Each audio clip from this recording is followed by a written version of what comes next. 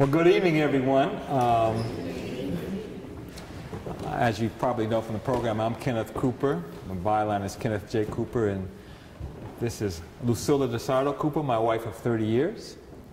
In January 1996, on actually Martin Luther King Day 1996, Lucilda and I caught an airplane, a British Airways airplane, from Dulles down near D.C. to London en route to India to start my 3-year assignment as the South Asia Bureau Chief for the Washington Post. And before we show the photographs of the Siddis of India and the Sheedis of Pakistan and the Cafirs of Sri Lanka, I want to talk a little bit about how I became a foreign correspondent and how I came to be in India. Decisions I made beforehand about what kind of correspondent I would be, and then specifically how I came to do this story about the Siddis and the others of African descent in South Asia, which turns out to have been the last story published, at least I filed while I was in India. Not for any particular reason other than I had to go to 3 countries to do 3 sets of reporting to write the one story. I started my career as a journalist in 1977, 1 month before I graduated from college at Washington University in St. Louis. I went to work for the St. Louis American, which was one of 4 African-American weeklies in that city at that time. And within a year, I had switched to the St. Louis Post-Dispatch, a daily newspaper, and shortly thereafter, I decided I wanted to be a foreign correspondent. Now, African Americans in major daily newspapers were so new that some of my African American colleagues, when I told them I wanted to be a foreign correspondent, in fact, one said so, she was sure I had been indulging in controlled substances. But I was not to be deterred, and I plotted and schemed and prepared as best I could. And it took me 20 years. It almost took me less than 10 because I almost got sent to Japan by the Boston Globe in my late 20s until some office politics intervened. And my objective all along had been to work in Africa. First in West Africa, and then as the anti-apartheid movement got hot and heavy, I wanted to be in South Africa. And I was covering Congress for the Washington Post, and this was actually a deliberate career move. I had understood that the foreign editors wanted reporters to have covered a big beat to sort of qualify to go overseas, and covering Congress for the Washington Post, which is a great job, is a big beat. So I was there as sort of a deliberate career decision. I liked that job too, but it was part of my scheme. And 2 jobs came open on the foreign staff. One was in South Africa. This would have been the 2nd correspondent after the fall of apartheid. And the other was in India. And I was very interested in South Africa, but I was also interested in India. Lucilda is a Jamaican immigrant, mostly of East Indian descent. I like to say there was one brother who slipped in as a grandfather there in the family tree before I showed up. She's got 1 Afro-Caribbean grandfather. And while I was at the Washington Post, we'd gone on a tourist trip to India. And we did like many tourists. We went from New Delhi to Agra to see the Taj Mahal, which if you haven't seen it, is absolutely magnificent. There's nothing man-made in this country nearly that magnificent. Sorry, I can leave the house. Close. And we were on our way back. It's about a day trip east of Delhi. And we were on our way back in this tourist bus with other tourists. And all of a sudden, the traffic came to a complete halt. And we came to understand that what was happening is that some students were conducting a protest against affirmative action in India. And as I learned more about it, specifically there were upper caste students, college students, who were protesting what we would call affirmative action, but what in India are straight up quotas for low caste people in government jobs and university placements. And there had been a government report out that broadened the interpretation of this provision, which is actually in India's constitution. And the upper caste students were protesting it. So I looked at that and I read a bit about it, and I said, some parallels here between caste and race in India and the United States. This could be a pretty interesting place to work. So I was interested in South Africa first of all, and then secondarily interested in India. But I also knew that a colleague of mine at the Washington Post, the late Lynn Duke, had the inside track on the South Africa posting. She had done a reporting trip to South Africa during the elections, and when Nelson Mandela, before that, had come to the United States the first time, she followed him all over the country. So I knew she had the inside rib. But that was my first choice. So I went to the foreign editor and said, you know, my first choice is South Africa, India is my second choice. And I never was quite sure whether I played that right or not. I was never sure whether I played that right, because what did they do? They sent Lynn Duke to South Africa, and they sent me to India. I was a little disappointed not to go to South Africa, but I was pleased to have a foreign assignment in a place that I wanted to cover.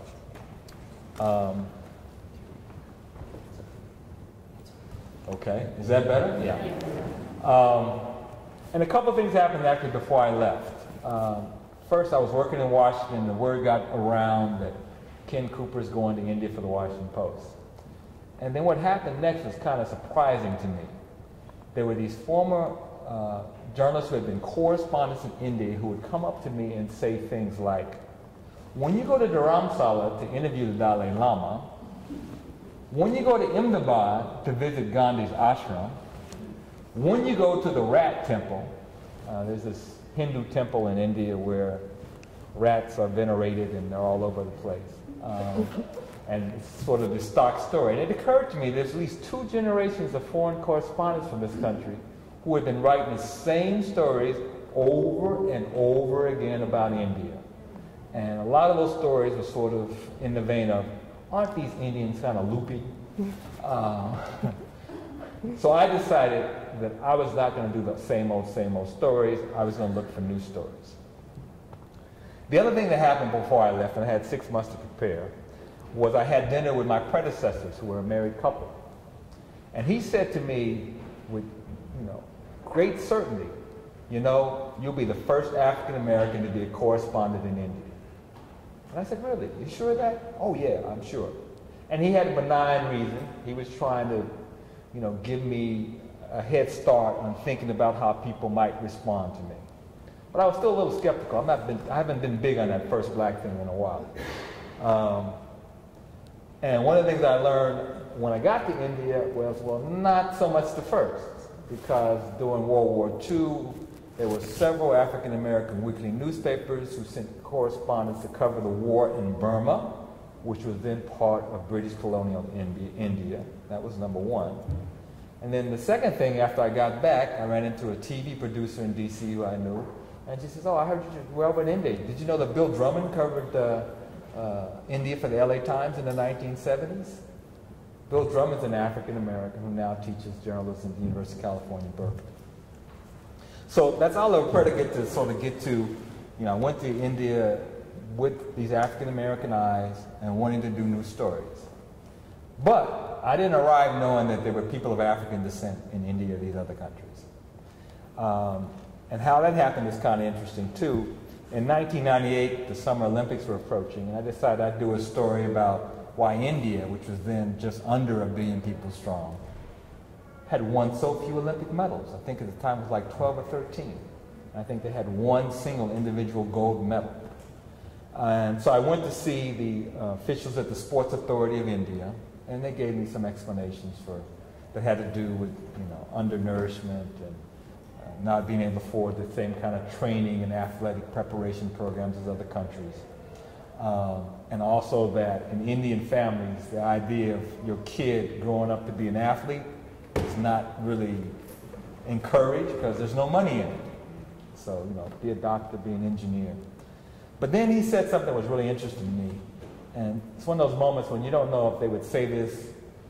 I didn't know if they'd say this if I wasn't African American, but he said to me, he said, we see how your blacks do in athletics, by which he meant track and field. We have these Indians of African descent called Siddis. So we decided we'd recruit them, and we recruited some of them. But it didn't work out too well. One, they've been here so long, they've intermarried with us. And now I'm thinking like, okay. It would have worked except for they married us and we got slow genes, so and they could win races. And he said the other thing would happen if from a low-income community, and you know, some company offers them a job as a glad handler, promoter in the product or service, and they go do that. Now, mind you, I'm sitting there thinking, you're looking at an African American who ain't never threatened to win a foot race. In fact, one of the days I will live in racial ignominy was I was in the 5th grade. They had heats to run the 40-yard dash. I was in the slowest heat, and the Japanese boy in my class passed me mid-race and beat me. All right, so this whole thing, you know, but I didn't actually challenge him what he said because I had been in India long enough to hear these stories of how Indians, upper caste Indians, predictably, not all of them, but some of them, justify the caste system on the grounds of genetic determinism. Our genes are superior, that's why we're superior, that's why we only marry others of our caste. And that's why those other people are inferior. So this kind of thinking wasn't new to me. But anyway, he told me about the Siddis. When I first got to India, there were 3 or 4 African-American men who worked for the U.S. Embassy. And every so often, we'd actually get together and play bid wits. We'd host, you know, we'd have rotating hosts, and we'd have a meal, and we'd play cards, the 5 or 6 of us. So I was at one of these bid wits parties with these other African-American guys, and I mentioned that I'd heard about these Indians of African descent called the Siddis. And one of the people at the table was a guy named Harry Thomas Jr., who was a deputy political counselor in the U.S. Embassy in New Delhi. And I'm proud to say that since then he's been an ambassador twice to Bangladesh and more recently the Philippines. But he said, yeah, I'd heard about them too. And we didn't have a lot of conversation about it. But the next time I saw Harry Thomas, he walked up to me and stretched out a document like this. And it was this very document. The Census of India 1961, ethnographic series, Gujarat, Siddi, a Negroid tribe of Gujarat. So now I have my background material. And this document helped guide my reporting. The two places that we went, Talala and Jambur, are listed in this report as being the most populous sites of Siddis in Gujarat. And what you're looking at now is actually the first Siddis we saw when we arrived in Talala, which today is a town of about 20,000. Almost all Siddis, but perhaps not entirely. These women were sitting on the street, and Lucilda was in the back seat of the car with me, curbside. We had a driver, because in India, when you rent a car, you also rent a driver, which is a good thing, trust me. Boston drivers, you don't really want to challenge these folks. And an interesting happened after we pulled up, because my driver was going to get out, and did get out, to inquire about where to find the head man of the Siddis. And these women looked in the car, looked right past Lucilda, she being mostly of Indian descent, and looked at me, and came up to the window and started speaking very animately, looking back and forth at each other, and looking at me. Now, they're speaking in Gujarati, so I don't know what they were saying, but from the context, their expression, their tone, it was sort of like they recognized me as also being of African descent, and probably, knowing sort of the stratified way thought is made in India in some cases, they see me in the back seat of the car with a driver, so they're thinking, he's one of us and he's a big name. He got a driver in a car.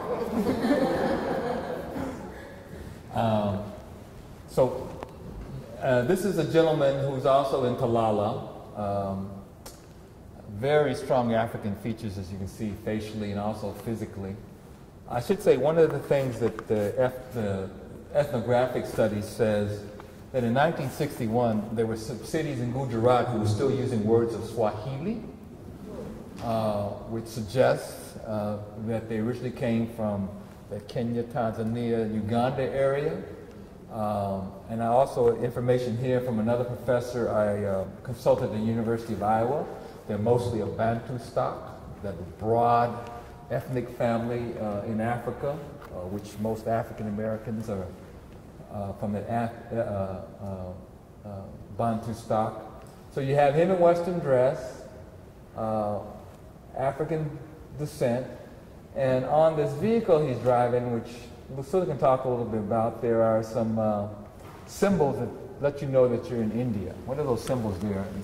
It's sort of the lower left corner of the photograph. The resolution isn't so great, but in that image on this lower left corner is image of Lakshmi, the goddess of wealth. And so maybe it's, you know, a good luck symbol for his business and commerce. And he's probably a Muslim, but he probably has, you know, Hindu clients, so he's appealing to as broad an audience as he can. And there's also, you can see higher up across the back there, some script that's probably Gujarati, since we're in Gujarat. So my driver gets out and inquires about where to find the head man. He wasn't far away, and this is he. His name is Ismail Ahmad Bhai. He's sort of a hereditary head man. We sat and had a conversation in a government rest house, which sort of tells you he had some juice, because everybody wouldn't have access to that facility. He also told me during this conversation that he was planning to run for a low-level political office as a candidate of the Congress Party, which has dominated India's politics most of the time since independence. Here we're talking again. The resolution isn't so great, but you'll notice that his sort of hangers-on are Indians. And we're also having a soda called a Limca, which is, you know Limca, which is an Indian lemon lime soda, which is tart, unlike our Sprite and 7-Up. I loved it. It really quenches your thirst because it doesn't have much sugar in it.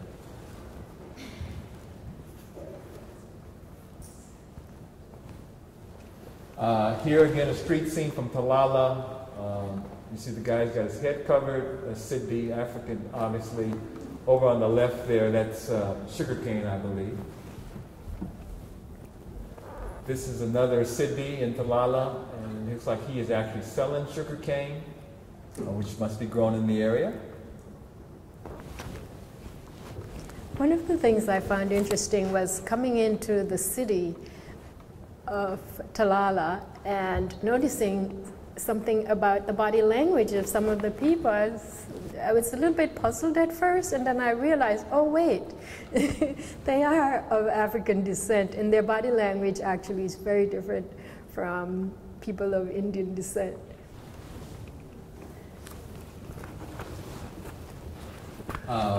This is in Talala. The woman's carrying laundry on top of her head. And I took this photograph because what she's about to do with her left hand is to pull her scarf across her face. She's a Muslim living in a rural area. It's a pretty conservative society. And for me, an unrelated man, and looking at her face sort of goes against the grain of her piety. And I would add, not just Muslim women do this in India and rural areas. Hindu women do it too. I would look their direction and take their hand and pull this scarf over their faces. She also looks unhappy her picture's been taken. Look at her. This is a city young man with two of his buddies who are Indians. From what I observed in Talala, there seems to be social relations between the two groups. And this is even a better. Same gentleman and a couple of his friends are goofing around.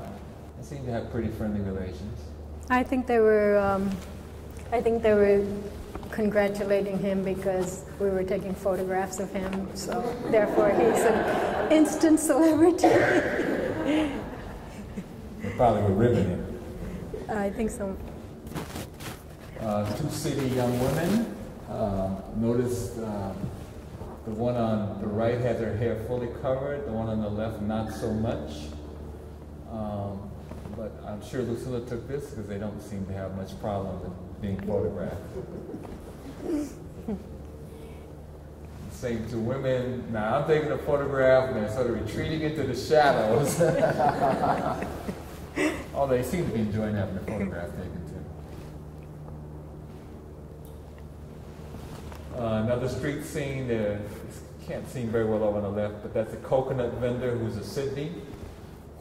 Looks like you get a customer who's an Indian, which suggests also there are commercial relations between the two demographic groups. This is sort of a general street sign. For those of you who haven't been to India, I want to give you a sense of what a jumble a street looks like in rural India. You know, you got people walking in the dirt street. You got a horse-drawn cart. Over here on the left, you have a cow crossing the street. And you got vendors along it. I mean, India's often a jumble like that, particularly in rural areas and also in big cities on the outskirts. You know, and you know, India does have a lot of traffic accidents, but given the volume of traffic and the way people drive, they're not more than that because nobody can go very fast because the roads are so congested. Used to be.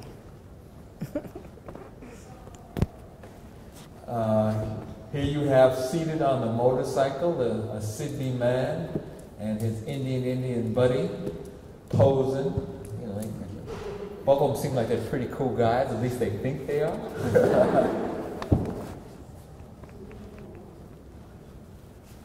Lucilla was talking earlier about body language, and I was in a building on an upper floor, and I was watching this young teenager walk, and I was trying to decide whether he was, you know, a dark-skinned Indian or a Siddi.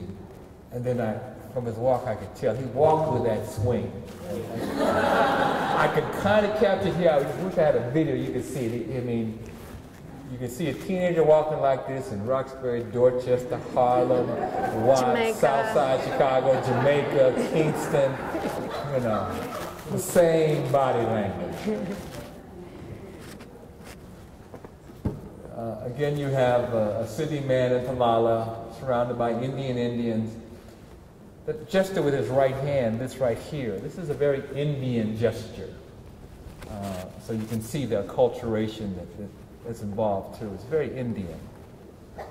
I was pointing out to Ken one photograph I had of an African woman seated on the back of a vehicle, and she was seated like this. It was just such an African, you know, an Afro-American and Jamaican gesture. Very much different from the sort of modest way that Indian women and Indian children are sort of trained to be very modest. I was playing with a little girl and tossing her up and down and around and over my head, and her mom was like, "Oh, she's being rude. Oh, that's too rude."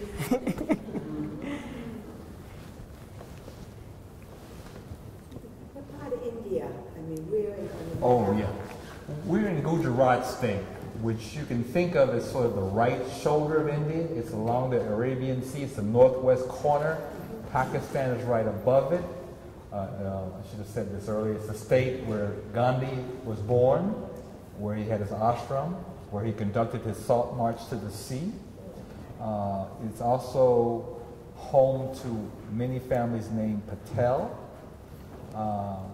which if you've been in motels around here and seen the name Patel, there are a good many motels, roadside motels in this country owned by Patel families, and Patels are from Gujarat.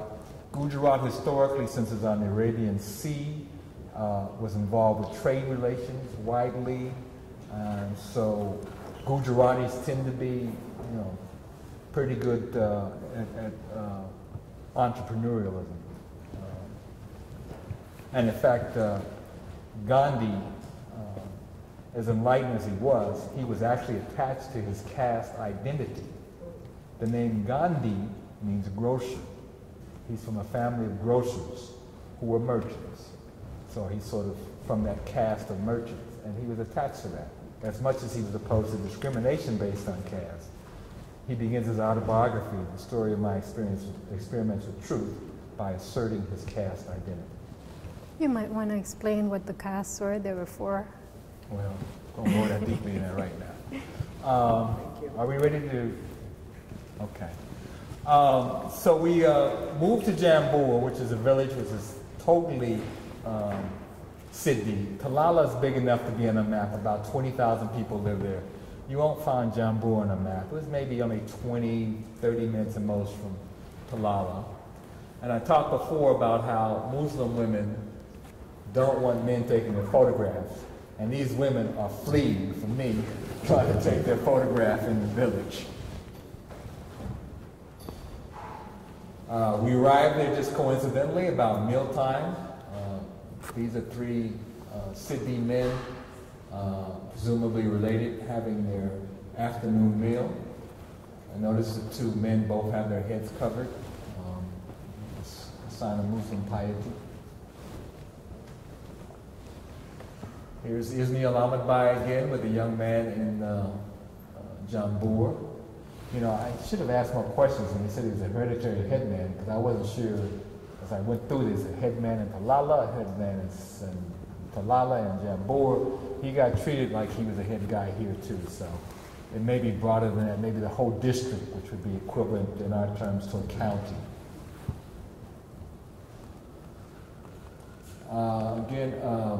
This is Ismail Ahmad Bai. Bai, by the way, in Gujarati means brother. It's like bin at the end of the name means sister. You see he has his head covered now. We had gone into the mosque, a picture of which we'll show you in a little bit. There's a mosque in the village. This is a young man, comfortable getting his picture taken. He's got his head covered with a sort of Muslim cap. We have another picture of the gentleman in the distance, I think, which is next. Yes. He seemed to be just cooling in the courtyard under the shade tree, and very much at peace with himself, and quiet. This is the mosque in the village. It's of modest proportion, but it's a modest-sized village. It actually represents a pretty substantial community investment or a donation from outside to have the mosque, and it's well maintained. In fact, I was struck with how neat the entire village was. I saw in fact, I didn't see any debris, which was very shocking to me and unusual. This is the ablution area next to the mosque, where before prayer, the Muslims will wash their face and hands and feet. And here you have a group of boys, village boys, doing that. This is a guy sitting on a fence, and you can see how neat the backdrop is. In my story, I called it a dust-swept village. It was very neat. And we were not expecting it. We just showed up, and so it wasn't like they, these Faringi are coming, these foreigners are coming, let's clean up the village. It wasn't like that at all. Close up with the same young man, strong African features. She was washing clothes in a water tank, which is utter drudgery, but she seems to be very happy to have Lucilda take her photograph. And look at that Afro hairdo. I was really struck by how much water they had in the village, because generally in some villages, water is sort of scarce, and the water that you see is not very clean, but they had a lot of water for washing, bathing, and the kids were really enjoying it also. Yeah, we had some other pictures of the water tank with young kids in various states of nudity, and I decided I wasn't going to do this National Geographic style, so they're not included. Young girl who seems to be very charming and smiling and at ease.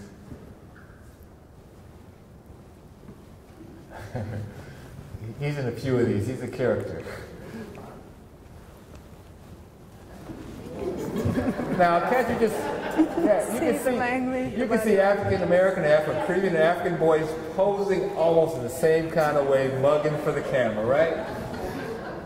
Almost the same body language. And then boys will be boys. I don't think this tip was too serious, because the guy on the right is about to pull the other guy off, but he's got him by the collar.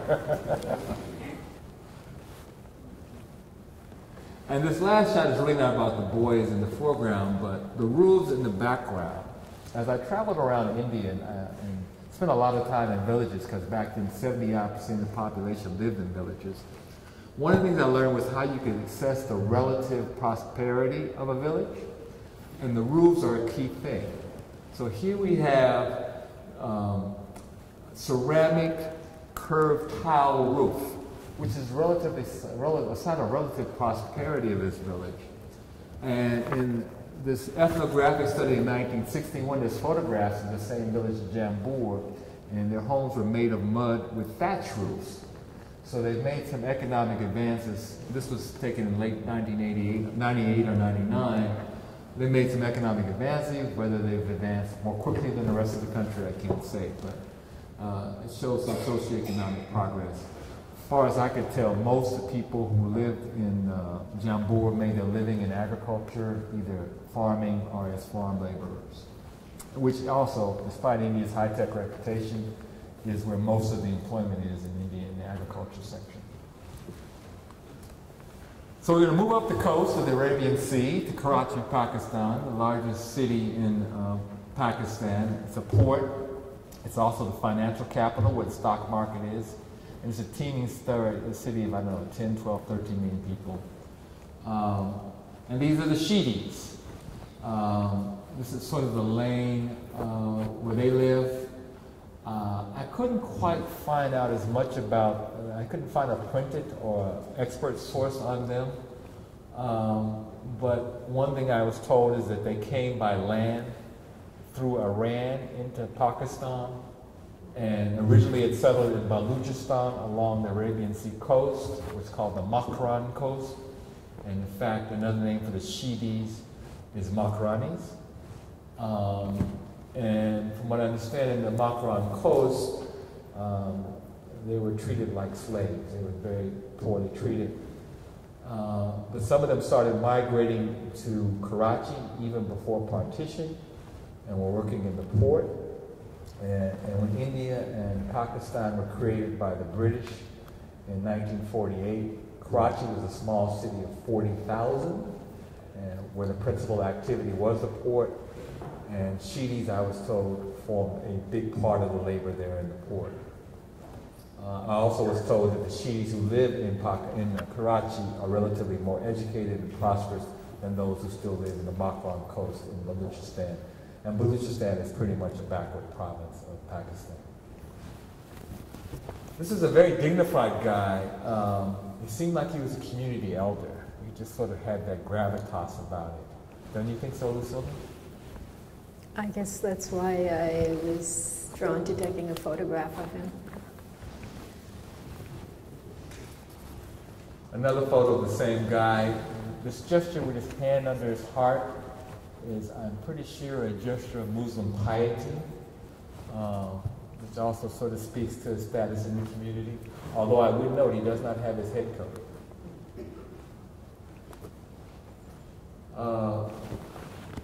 Yeah, when the original jacket was really bright red, which is unusual. But again, strong African features. And he does have his head covered.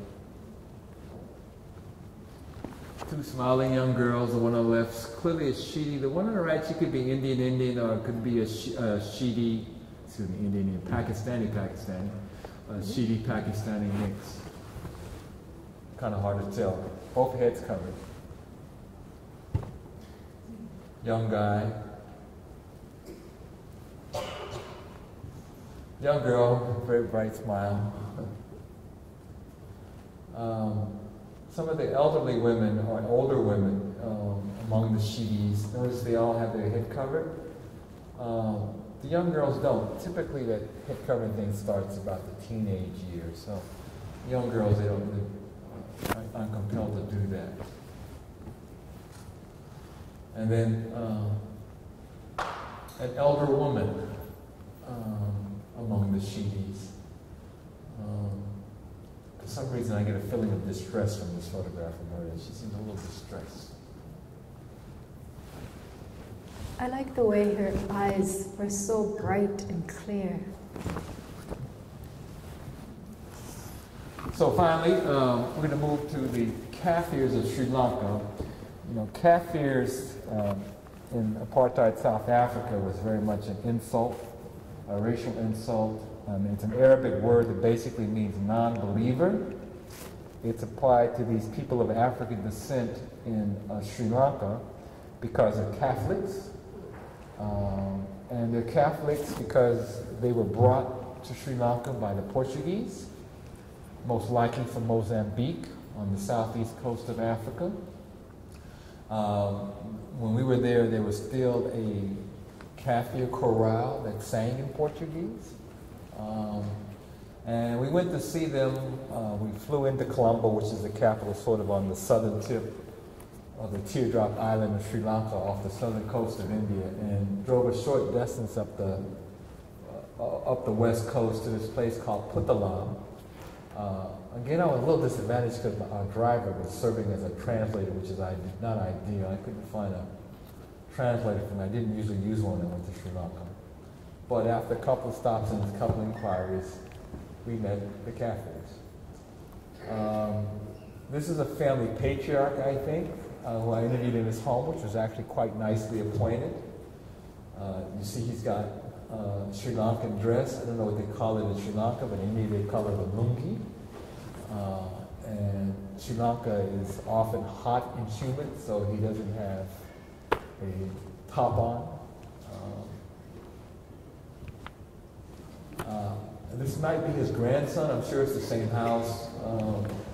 It is. It's the same house. Very nice door you can see, which gives you some sense of this family was doing pretty well financially. This is another Kafir, again in a lungi outdoors, kind of a very humble, shy posture he's taken.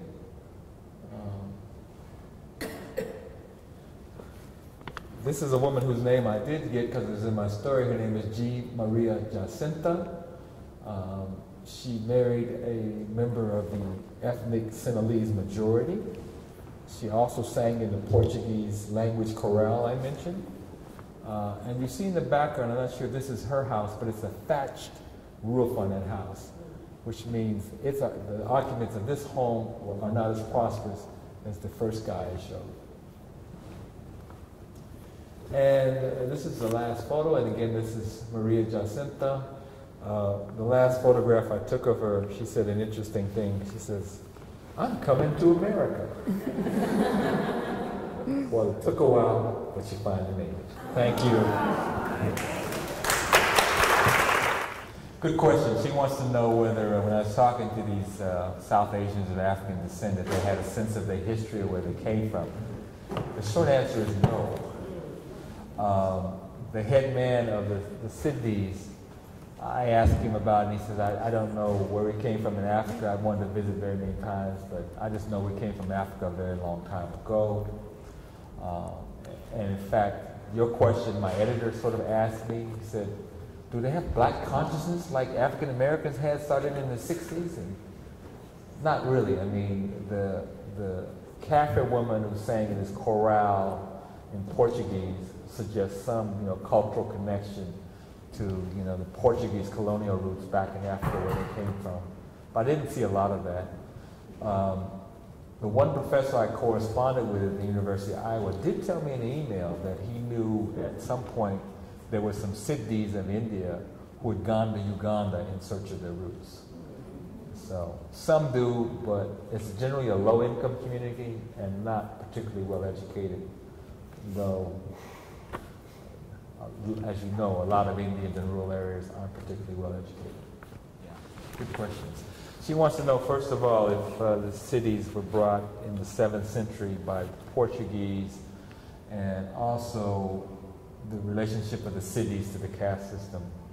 The exhibit's probably better on the precise history of when they came, but my understanding they were bought by Arab traders, and the exhibit says this, and this is what I heard too, that they ended up being royal court guards for Muslim rulers who had predominantly Hindu subjects.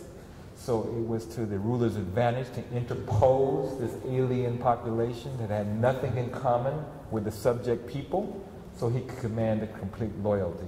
I heard that on my reporting trip, and it's in the exhibit, and I think that's true. And I also think the Siddis came serially. They weren't brought all at one time. There were some that were brought very early.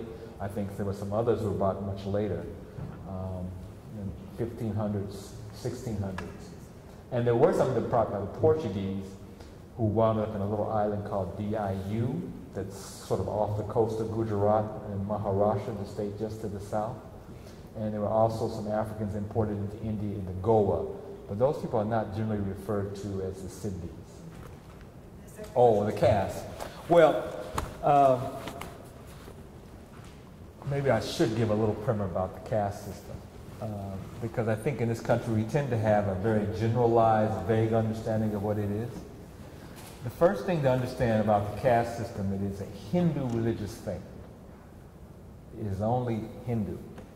And we think, and India is predominantly Hindu, so thinking of the caste system associated with India is correct. There are four main castes, and it's a hierarchical caste. On top are the Brahmins, who were the priests and pundits, the religious scholars. In fact, pundit, our word pundit comes from an Indian word for a religious scribe. The next caste are the warriors. The next caste are the traders, like Gandhi. And the bottom of the caste system are the Shudra, who are the laborers. Now, you may be asking me about the untouchables, who are now called the Dalits.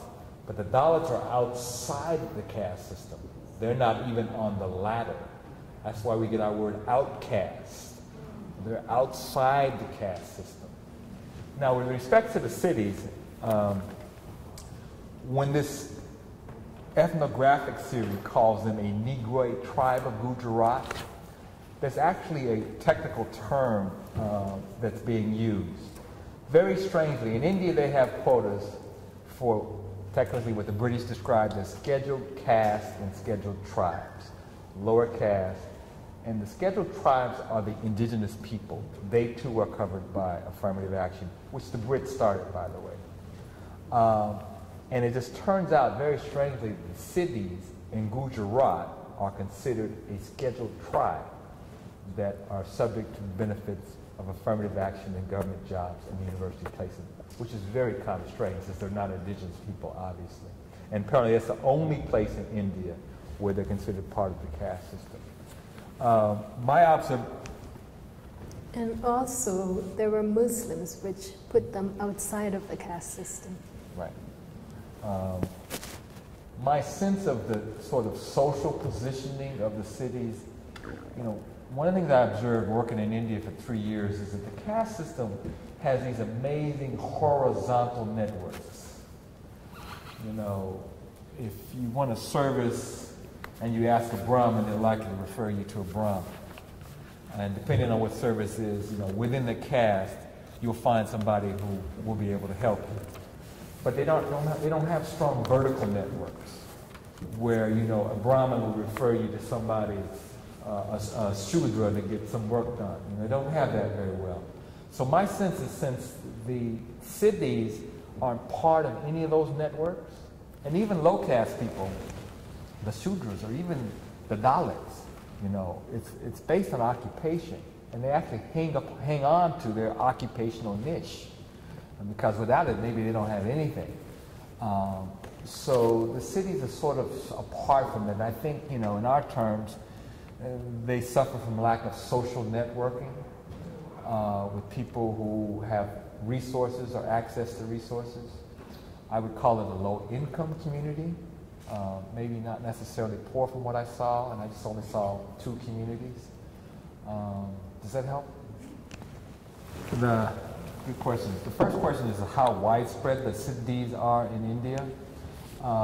The biggest concentration are in Gujarat, in that northwest corner, but there are also concentrations down that same western coast of India in Karnataka, which is the state where Bangalore, the sort of high-tech capital, is. Then in south-central India, in Hyderabad, in Andhra Pradesh state, which is another high-tech, Hyderabad is another high-tech node in India. They're there. And I didn't notice before I saw the exhibit, but apparently there are also some cities in Bengal, which is a state where Kolkata, Calcutta is. And that I hadn't known, but the other places I'd heard about. And the other question for Lucilda was whether she was able to connect with her Indian roots while she was in India. How did you hear this answer? Ken and I had done some research trying to find out where exactly my family came from to Jamaica, at least some of my family. on my mom's side and my grandmother on my father's side. However, we were not able to see all of the records of the ship's passengers because some of the records were so fragile that you couldn't really handle them. So we weren't really sure where my family roots may lie. But judging from my last name, Dassardo, we ascertained that it could have been Bengali because the last name Das is a typical Bengali sort of surname, which means servant of God. And so it's also a honorific, so Das something, so I was also told by my mom that our name was Das Adu, and that it got corrupted when my brothers and sisters, my older brothers and sisters went to school, and it became Dassardo. So who knows? I just know that when I'm in India, I do feel very much at home, I guess because the majority of the population looks somewhat like me.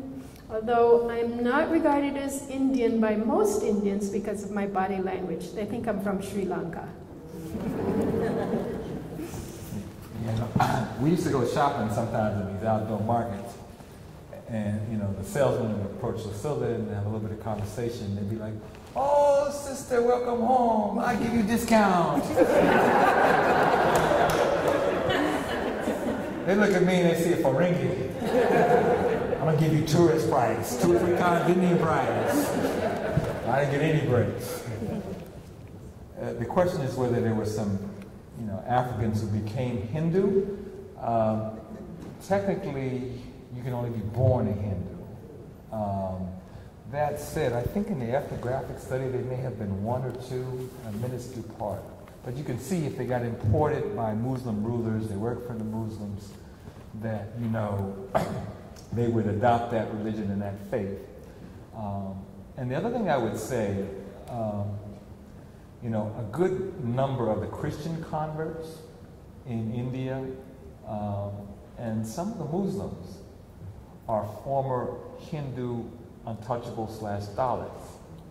And as I was saying to somebody the other day, if you had a choice of religion that says, look, you're on the bottom of the heap, you were born on the bottom of the heap, you're going to be forever on the bottom of the heap, and all your descendants will be at the bottom of the heap.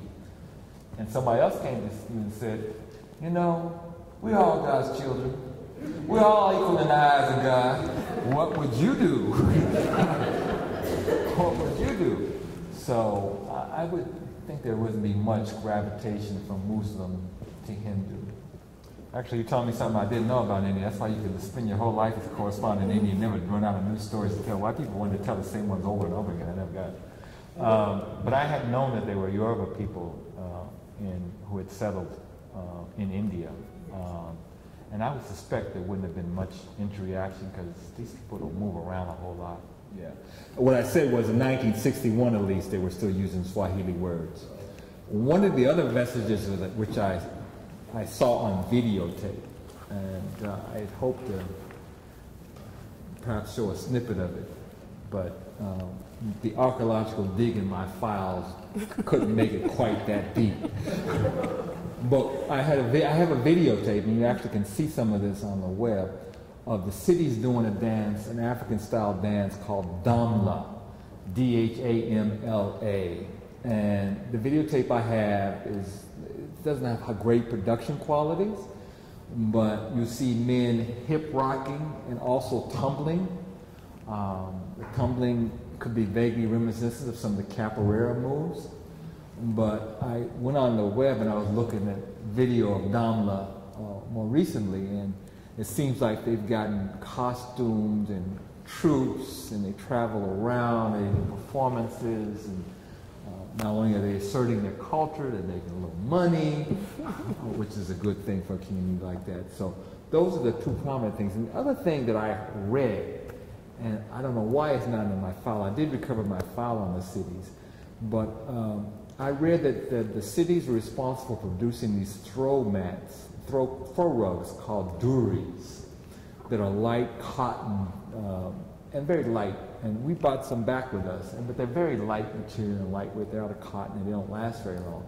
But it was my understanding that that was a contribution that the Siddis had made to the culture of India, as well as the Damla dance. And I invite people to sort of, there's some nice YouTube videos of Damlas, you know, up on stage. What I have is a bunch of guys, dancing basically in the village.